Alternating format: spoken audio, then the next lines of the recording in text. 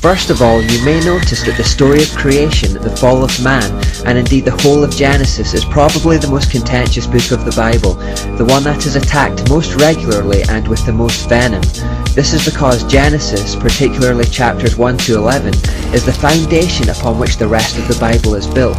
The creation story, the fall of man, Satan's role in it, and how the nations were birthed are fundamental to our understanding of the world we live in.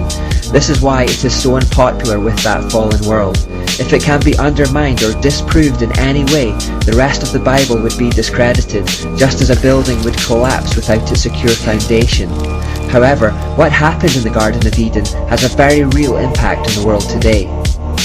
After Adam and Eve were tempted by Satan's offer to become as gods through secret knowledge, sin entered into the world, which became cursed with death.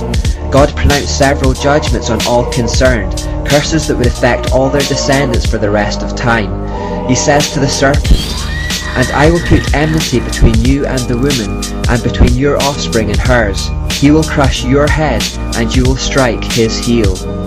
This is the first of hundreds of Old Testament prophecies that refer to Jesus Christ.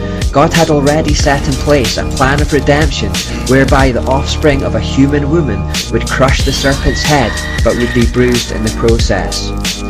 Adam and Eve went on to have two sons called Cain and Abel. Cain killed his younger brother in a fit of jealousy and was thereafter banished from the Garden of Eden by God. The Garden of Eden, incidentally, is described by Scripture to have been located in the Tigris-Euphrates Valley, which would place it in the area we now refer to as Iraq.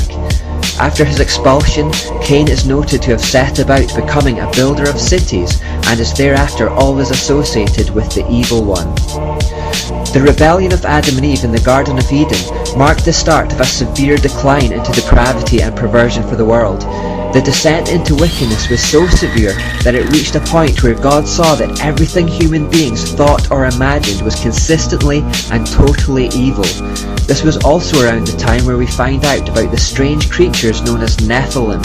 The Bible explains, "In those days, and for some time after, giant Nephilites lived on the earth, for whenever the sons of God had intercourse with women, they gave birth to children who became the heroes and famous warriors of ancient times." Things were clearly going very wrong, and God was sorry He ever made mankind. He decided to wipe everything off the face of the earth and start again with a man called Noah. This led to one of the most famous biblical events, where a great flood covered the whole earth and destroyed everything except that which was safe in the ark.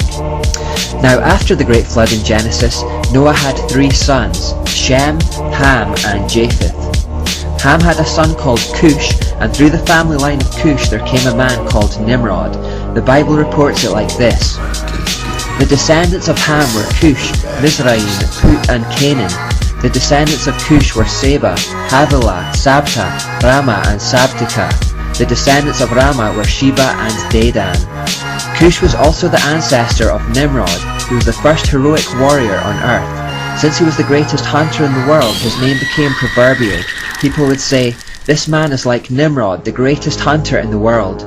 He built his kingdom in the land of Babylonia, with the cities of Babylon, Erech, Akkad, and Calneh.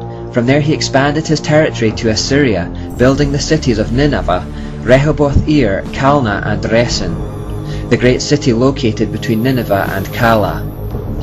I include verses 6 and 7 in this reference because it's important to note the extra attention given to Nimrod in comparison with the other descendants of Ham. Even so, this only hints at his importance in the history of mankind. He was possibly the first king in world history. This is the first time the word kingdom is mentioned in the Bible. He was master and commander of a vast empire, the first man of renown, the first heroic warrior on earth. But when the Bible reports that Nimrod is the first mighty man in history, a fierce warrior and a great hunter, we should avoid being tempted into thinking highly of him, because the Hebrew root of the word for mighty man actually translates into English as tyrant. The Jewish Talmud calls him a hunter of the souls of men, and the famous Jewish historian Josephus also talks of Nimrod as a tyrant or dictator. Indeed, his name, Nimrod, literally means "let us revolt" or "the rebel," and unlike the other descendants of Ham who mostly ended up in Africa or China, Nimrod, who it was believed was born in modern-day Ethiopia, headed towards the Tigris-Euphrates Valley. That's right, the exact spot where the Garden of Eden had been. The fact he was returning to the scene of the original fall of man to build his empire is significant in itself. He clearly meant something symbolic by it. Perhaps he was identifying with that scene of original rebellion. Perhaps he was metaphorically trying to build a new Eden by his own power and apart from God.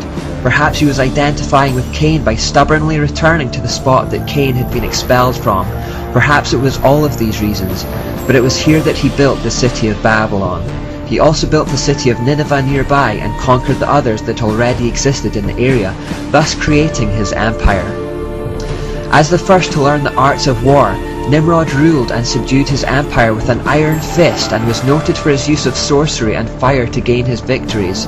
Like many men of renown in the ancient world, myths and legends arose around him to the extent that it's now impossible to discern which are true and which are not. You may recall a scene from Braveheart where the Scots are about to go into battle with the English, and many, upon seeing William Wallace for the first time, refuse to believe it is the man they have heard so much about. In the legends that have arisen around him, he is 10 foot tall and can shoot fire from his behind. This is the kind of thing that surrounds the legends of Nimrod. What we can discern, however, is that he was strongly associated with fire, and that he used it in battle to strike fear into his enemies. This created an association with himself and the sun. Fire was seen to be the sun's earthly representation. We also know that he was sometimes represented as a bull, and that he probably wore a crown made from bull horns. The reason for this is that the Chaldean or Babylonian word for ruler was Tur, which also meant bull. Finally, we should notice how closely the description of Nimrod matches that of the hybrids Nephilim. The words heroes, famous and warriors are used of both, and some commentators have suggested that he was of this type. Certainly these giant beings were a result of a demonic invasion of humanity and led to complete moral degradation, something that Nimrod should be associated with, as we will soon discover.